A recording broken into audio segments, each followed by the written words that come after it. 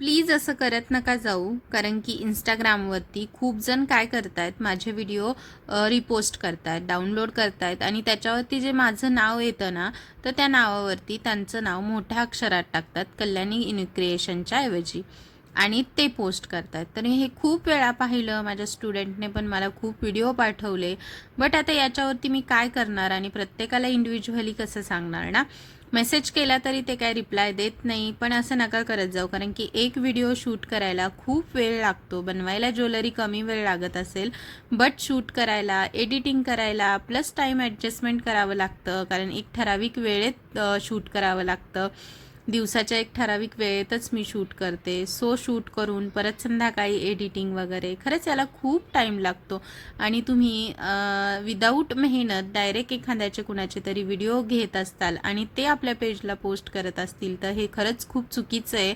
Please असं करत नका जाऊ. स्वतः मेहनत करा, स्वतः कष्ट करा. असं चोरून किती दिवस करणार.